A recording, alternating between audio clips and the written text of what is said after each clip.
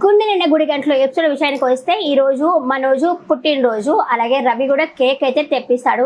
ఆ కేక్ తెప్పించి అమ్మ చేత వైఫ్ చేత తినిపించుకుంటాడు, కానీ మొత్తం ఫ్రిడ్జ్ లో పెట్టమంటాడు, పక్కన పెట్టాడు. చాలా పిసరారోడు అసలు. ఈ రోజు మనోజుని చూస్తే నాకు కానీ పక్క ఉంటే తన చేపలు గూబకమడిచి ఒకటి ఇద్దాం అనిపించింది. ఎందుకంటే కొన్ని సీరియల్స్ చూసే మనం నేర్చుకుంటాము. అలాంటిది దాంట్లో అతిథులు వచ్చి తినడానికి వస్తే వాళ్ళు లేపేసి ఒళ్ళు మండుతుంది కదా, అదే జరిగింది ఈ రోజు. ఎంతమందికి అలా అనిపించిందో కమెంట్ సెక్షన్ లో కమెంట్ చేయండి. ఇంకా కథ విషయానికి వస్తే ఇంకా మీనా వచ్చేసి డబ్బులు ఇవ్వడానికి వెళ్తుంది. అదే ఒక ఆయన ఫైనాన్స్ గా హెల్ప్ చేశాడు కదా చింతామణి వాళ్ళ హస్బెండ్, ఆయనకి డబ్బులు ఇవ్వడానికి వెళ్ళేసరికి ఆయన అంతా చెప్తాడనమాట, పర్వాలేదమ్మా ఒంటరి ఆడదానివి, నువ్వు ఇంత చేసావు కాబట్టి ఎప్పుడైనా సరే ఎంత ఆర్డర్ వచ్చినా సరే నీకు నేను డబ్బులు ఇస్తాను అనేసరికి మీనా చెప్తుంది, ఆలస్యమైందని చెప్పి ఎవరు అనుకున్నాను అంటే అదేమీ లేదమ్మా నీకు ఇస్తాను నేను అని చెప్పేసి ఆయన అయితే చెప్తాడు. థ్యాంక్స్ అండి అంటే చింతామణి లాంటి వాళ్ళు కూడా వెనక్కి పోతారులే అమ్మా అని చెప్పేసి అంటాడు. అంటే నువ్వు నిజాయితీగా ఉంటున్నావు కదా, చింతామణి లాంటి వాళ్ళు వెనక్కిపోతారంటే నాకు చింతామణి మీద శత్రుత్వం ఏమీ లేదండి, నాకు పోటీగా రాకపోతే చాలు అని చెప్పేసి అక్కడి నుంచి అయితే వెళ్ళిపోతుంది. కానీ ఫోటో చూడదు, చింతామణి హస్బెండ్ అని చెప్పి తనకు తెలియదు. ఇంకా ఆయన లేచి ఆ ఫొటోస్ అలాగా చూస్తూ ఉంటారు. అంటే మనకు తెలియాలి కదా, అందుకే ఆ ఫోటో మనకు చూపిస్తారనమాట. 5 నిమిషాలు అక్కడ నిల్చుంటాడు ఆయన. ఇంకా కట్ చేస్తే ఈరోజు మనోజ్ పుట్టినరోజు. ఇంకా రోహిణి వచ్చేసి మనోజ్కి కిస్ చేసి హ్యాపీ బర్త్డే అని చెప్పని అంటుంది. చెప్పేసరికి సూపర్ అని చెప్పి నువ్వు నాకు రాత్రే చెప్తావు అనుకున్నాను నేను అనేసరికి నువ్వు నిద్రపోతున్నావు చిన్న పిల్లోళ్ళలాగా, ఎందుకు లేపడము, నువ్వు హ్యాపీగా ఉండాలి అందుకే నేను చెప్పలేదు అనేసి రోహిణి చెప్తుంది. చెప్పేసరికి అవునా అని చెప్పి సరే నాకు సర్ప్రైజ్ తెచ్చావా, గిఫ్ట్ ఏమన్నా తెచ్చావా అని అడుగుతాడు. అంటే ఏదో దాస్తున్నావు అంటాడు. ఏముంది డాడీ బాధ ఇది, ఇంకేం దాచోడు అని చెప్పేసి ఆమె భయపడతా ఉంది. నువ్వు ఏదో దాస్తున్నావు రోహిణి అంటాడు. నేనేం దాచాను అంటుంది. అదే గిఫ్ట్ ఇవ్వాలి కదా అని చెప్పేసరికి ఓహో గిఫ్టా, మొదలే ఇంత బేకల్లో తప్పులో ఉన్నాము, ఇంకేం గిఫ్ట్ అని మనసులో అనుకుంటుంది. కానీ వచ్చేసి సరేలే పాపం ఈరోజు మనోజు పుట్టినరోజు కదా హ్యాపీగా ఉంచుదాంలే అనుకొని ఆ గిఫ్ట్ సాయంత్రం లోపల మళ్ళీ ఇస్తానులే, ముందు ఈ స్నానం చేసి ఈ డ్రెస్ వేసుకోనరా అంటే నువ్వు నా పక్కన ఉంటే చాలు నేను ఎప్పుడు హ్యాపీగా ఉంటానని చెప్పేసి రోహిణిని పొగుడతాడనమాట మనోజు.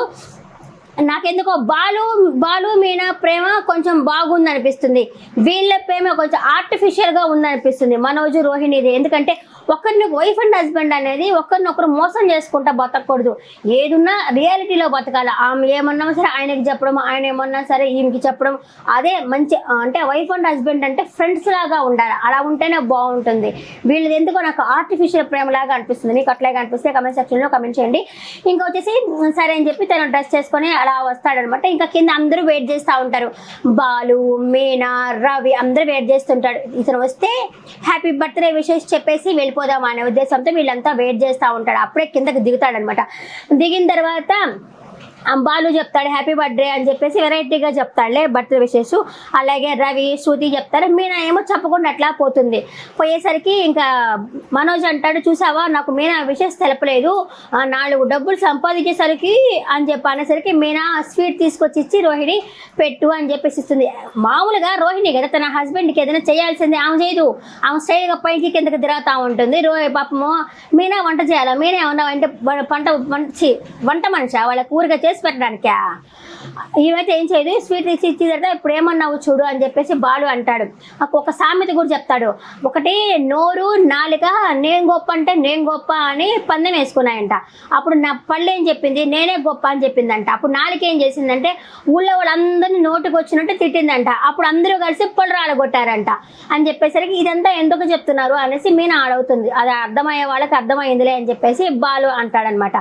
ఇంకా రోహిణి వచ్చేసి నాకైతే రోహిణి కాదు ఈ అమ్మాయింది కదా మర్చిపోయా, శృతి వచ్చేసి నాకైతే ఒళ్ళు మడతా ఉంది అనేసరికి రవి డ్యూటీ ఏం తెలుసా, ఈ అమ్మాయి శృతి ఏమన్నా మాట్లాడినప్పుడల్లా నోరు మూయడమే రవి డ్యూటీ అనమాట. అమ్మాయి అయితే శృతి మాత్రము బడే అడుగుతుందబ్బా, ముక్కు సూటి మనిషి అలాగే ఏదున్నా సరే ఫేస్ టు ఫేస్ మాట్లాడుతుంది. తర్వాత అవతల బాధపడకపోయినా తర్వాత విషయము చెప్పాల్సింది చెప్పి తీరడమే. అది అదే చెప్పాను కదా కొంతమందికి మనము కనెక్ట్ అవుతాము అనేసి. దీని సీరియల్లో కూడా మీరు కూడా ఎవరో ఒకరికి కనెక్ట్ అయి ఉంటారు, మనము వాళ్ళని చూసుకుంటాం. మనం వచ్చేసి ఇంకా చెప్తుంది. ఇంకా రవి వచ్చేసి కేక్ తీసుకొస్తాడు. అంత అప్పుడు ఇతను ఉండేసి మనోజ్ ఉండేసి రోహిణితో గిఫ్ట్ ఎక్కడంటే ఇస్తానులే అని చెప్పేసి అని అంటుంది. అంత లోపల రవి కేక్ అయితే తెప్పిస్తాడు. కేక్ తెప్పిగా కేక్ చూసి మనోజ్ అదేంట్రా అంత చిన్నదిగా ఉంది, step by step step by step లేదా అని అడుగుతాడు.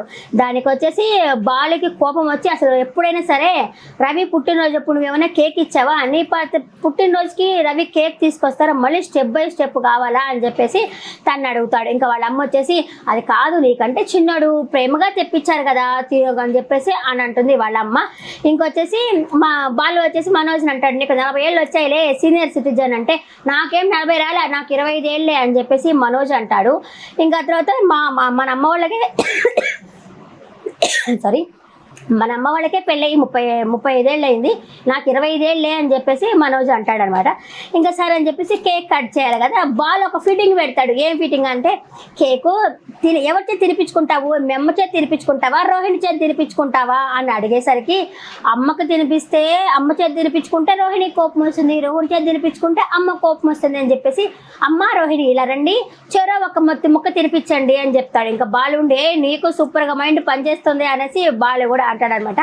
సరే ఇంకా కేక్ తినిపించిన తర్వాత కామ్గా ఉండొచ్చు కదా మనోజు నోటి దోల, రోహిణి ఈ కేక్ తీసుకెళ్ళి ఫ్రిడ్జ్లో పెట్టు, నేను రాత్రికి వచ్చి తింటాను అంటాడు. బాలు సర్రమని ఎక్కుతుంది. ముక్కలు కట్ చేసి పక్కన వాళ్ళకి పెట్టాలి కదా, కనీసం రవి తెచ్చాడు కదా, రవికి ఒక ముక్క పెట్టాలి కదా, అది పెట్టడం మానేసి ఫ్రిడ్జ్లో పెట్టు అని చెప్పినాడు. ఇంకా బాలు కోపం వచ్చి కేక్ ఉంటుంది కదా బాగా నలిపి పడేస్తాడు. అది చూస్తేనే వామిట్ వచ్చేటట్టుగా నలిపి పడేస్తాడు. అయ్యో అని చెప్పేసి వాళ్ళ అమ్మ ఫీల్ అయిపోతుంది. ఇంకా వాళ్ళ నాన్న కూడా ఎవరో ఏంద్రా ఇలా చేసా ఉంటాడు. రవి కూడా అయ్యో ఏంటంటే ఫ్రిడ్జ్లో పెట్టమంటావా, కనీసం తెచ్చినోడు కూడా ఒక ముక్క పెట్టవా అని చెప్పేసి అంటాడు. బిల్ అనిపించింది నాకైతే. ఇంకా సరే ఇంకా పోవాలనుకునేసరికి సరే నాకు పెసరట్టు చేసి పెట్టు, టిఫిన్ చేసి పెట్టు, నేను వెళ్తున్నాను అని చెప్పేసి అంటాడు. పైకి వెళ్తున్నాను అని చెప్పేసి అంటాడు మనోజు. అది కూడా వైఫ్కి చెప్పాలి కదా, మీనా ఎందుకు చేయాలా, నా మిలియన్ల డాలర్ల క్వశ్చన్ వైఫ్ చేసి పెట్టాలి కదా, హస్బెండ్ పుట్టినరోజు అప్పుడు చేసి పెట్టాలి. ఇంకా వాళ్ళ అమ్మ ఉండేసి నేను గుడికి వెళ్ళేసి టెంకాయ కొట్టొస్తానని చెప్పేసి వాళ్ళ అమ్మ వెళ్తుంది. వాళ్ళ నాన్న డ్యూటీ పని మీద వెళ్ళేసరికి ఇంకా బాలు అంటాడు, నాన్న నాకు కోపం వస్తే ఏమన్నా చేస్తాను, నన్నేం అనకుండా చూడు నాన్న అనేసరికి వారి పుట్టినరోజురా నువ్వేం అనబాకరా అని చెప్పి బాలుకు కూడా చెప్తాడు. ఇంకా ఇతను వచ్చేసి నేను చాలా బిజినెస్ మ్యాన్, నేను తొందరగా టిఫిన్ తినేసి పోవాలా, డీలర్స్తో మీటింగ్ ఉంది నాకు, వాళ్ళు నచ్చితే కేక్ కట్ చేయిస్తామని చెప్పినారు అని చెప్పేసి గవగవ పోతాడు. పైకి వెళ్తాడు, మిద్దు పైకి వెళ్ళిపోతాడు మనోజు. ఇంకపోతే బాలు మీనా పెసరట్టు అని చెప్పింది కదా చేస్తా ఉంటుంది. ఈ లోపల రాజేష్ వస్తాడు వాళ్ళ ఇంటికి. రాజేష్ వచ్చేసి మీనాతో మాట్లాడాలా అంటాడు బాలుతోటి. ఏమైంది అనేసరికి ఏమీ లేదు, మా అమ్మ వాళ్ళు కాశీ రామేశ్వరం అట్లా వెళ్ళారు, నేను ప్రసాదం తీసుకోవచ్చు అని అనేసరికి ఇంకా బాలు కూడా కాశీ రామేశ్వరం అంటే బాగా మా నాయనకు కూడా పోవాలనిపిస్తుంది, మంచి పుణ్యం వస్తుంది అని చెప్పి అలా మాట్లాడితే ప్రసాదం ఇచ్చాక సరే ఎవరైనా సరే మన ఇంటికి మార్నింగ్ టైం మధ్యాహ్నం టైం వచ్చినా సరే తినేసిపోండి అని చెప్తాము. వాళ్ళు తిన్నాక మనం తింటాము. ఎందుకంటే వాళ్ళు ఎక్కువ తక్కువ తిన్నప్పుడు ఏదైనా మిగిలితే మనం తింటాం. ఎందుకంటే అతిథి దేవో భవ అంటాం. మనం ఇంట్లో ఎప్పుడు కొంచెమే చేసుకుంటాం కదా. ఆ ఉద్దేశంతో మేము వచ్చేసి తినేసిపోండి, ఉదయాన్నే వచ్చారు కదా టిఫిన్ అంటే వద్దులే అమ్మా మేము వస్తామేమో అనుకోకుండా వచ్చాం కదా ఇప్పుడు వద్దులే అనేసి వాళ్ళ ఫ్రెండ్ రాజేష్ అంటాడనమాట.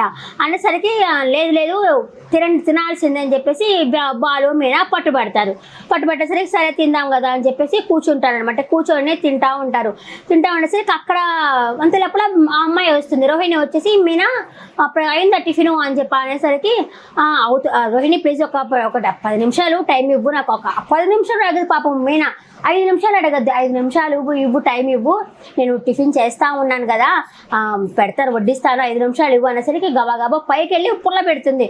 ఇదిగో కింద కస్టమర్లు తింటా ఉన్నారు, నువ్వు వెయిట్ చేయి అనేసరికి మనోజ్ ఒళ్ళు మండుతుంది మనోజ్కి. అదేంటది నన్ను వెయిట్ చేయమంటావేంటి, ఇది నా ఇల్లు, ఇది ఏమన్నా హోటల్ అనుకున్నావా, అయినా సరే ఎవరు పడితే వాళ్ళు వస్తే తినడం ఏంటి అట్ట మాట్లాడకూడదు మనోజ్, చాలా తప్పది. నువ్వు ఒకవేళ వేరే వాళ్ళు వచ్చి తింటే నువ్వు బయటికి వెళ్ళి తిను అంతే కదా, ఒక పూటకి ఏమైంది అంత పిసినారుతనం ఏంది, బయటికి వెళ్ళి తినేది, వాళ్ళు ఏది తినేది ఎవరు పడితే వాళ్ళు తినడం ఏంది, నాకు బిజినెస్ మ్యాన్ని, నాకు లేట్ అయితే 5 నిమిషాలు లేట్ అయినా నాకు లక్షల్లో లాస్ వస్తుంది అంటాడు. ఇవ్వాల్సిన వాళ్ళకి డబ్బులు ఇవ్వడు, కనీసం 10,000 కూడా ఎవరికి ఇవ్వడు. లాస్ట్ ఇంకా ఈమైతే మరి అప్పుల్లో ఉంది, పేకల దాకా అప్పుల్లో ఉంది. రోహిణి వచ్చేసి బిజినెస్ అని అంటారు, ఏమీ ఉండదు అక్కడ, 1 రూపాయి ఉండదు. ఎంతెంత ఎగిరి దంచిన అంతే కూలి, ఎగరు కూడా దంచిన అంతే కూలి లెవెల్లో ఉంది వాళ్ళిద్దరి సంపాదన. కానీ బిజినెస్ మ్యాన్ని అని చెప్పి పెద్ద పెద్దగా అరుస్తూ ఉంటాడు. పాపము కింద ఇక్కడ రాజేష్ వాళ్ళు టిఫిన్ తింటూ ఉంటారు. ఎవరికైనా కష్టంగా అనిపిస్తుంది. పైన పక్క తినే దగ్గర నచ్చ పెడతా ఉంటే వీళ్ళు కింద తింటా ఉంటే ఎవరికైనా బాధ వేస్తుంది కదా. అప్పటికీ ఇంకా శృతి వాళ్ళు కూడా వచ్చి తినండిలే, ఏం కాదు, తినండి తినండి అని చెప్పేసి వాళ్ళని పలకరించి తినమని చెప్తుంటారు. అయినా మనోజు భలే అరస్తా ఉంటాడబ్బా, మండింది నాకైతే. అరస్తా ఉండేసరికి ఇంకా వాళ్ళ బాలు ఉండేసి మీరు తినండి, నేను ఇప్పుడే పైకి వెళ్ళి మాట్లాడేసి వస్తానని చెప్పేసి పైకి వచ్చేసి, అరే ప్లీజ్ రా, ఎందుకు అరుస్తున్నావు, వాళ్ళు వచ్చారు, వాళ్ళు తినేసి పోతారు కదా అంటే, నేను తినాల్సిందే, నాకు ఆకలి వేస్తున్నది, నాకు ఎట్టైనా సరే నాకు వడ్డించాల్సిందే ముందు అని చెప్పేసి అరుస్తూ ఉంటాడు. అలా అరుస్తున్న పాపం తినేవాళ్ళు తినకుండా సగంలో వెళ్ళిపోతారు. అది చాలా తప్పు. రియల్ లైఫ్లో కానీ మామూలుగా అక్కడ సీరియల్లో కానీ అలా డైరెక్టర్ కూడా అలా చేపించడం కూడా చాలా తప్పు. ఎందుకంటే నేర్చుకుంటారు ఈ జెన్జీ వాళ్ళు, ఈజీగా నేర్చుకుంటారు. ఓ ఇలా అరిసి ఇంటికి వచ్చిన బంధువులను అరిచి పంపించేయచ్చా, అలాంటివి నేర్చుకుంటారు. పాపమే ఇంకా వాళ్ళు తినేది అలాగే వెళ్ళిపోసరికి మీనా కూడా చాలా బాధేస్తుంది. ఆ రాజేష్ వాళ్ళ వైఫ్ కూడా చాలా బాధేస్తుంది అసలు పోయేటప్పుడు కూడా. ఇంకా రాజేష్ ఏం బాధపడ్డు, మేము వెళ్తున్నాం లేరా, వద్దులే, ఈసారి వచ్చినప్పుడు ఖాళీగా ఫ్రీగా వచ్చినప్పుడు వచ్చి అన్నం తింటాంలే అనేసరికి మీనా వచ్చేసి, అన్నయ్య పైన కనీసం పైన అతను వస్తాడన్నయ్య చెప్పేసి వెళ్ళు బాలుకి అంటే, వద్దులే అమ్మ నేను ఫోన్ చేస్తాను అని చెప్పేసి అక్కడి నుంచి అయితే వెళ్ళిపోతాడు. వెళ్ళిపోయినాక ఇంకా బాలు కిందకు వస్తాడు. అప్పటికి వాడికి చెప్పేసి వస్తాడనమాట మనోజ్కి, నువ్వు ఇక్కడే ఉండు, కింద వాళ్ళు వెళ్ళిపోయారు లేదో చూసొస్తాను, వెళ్ళి తిందువుగానే అని చెప్పేసి వస్తాడు.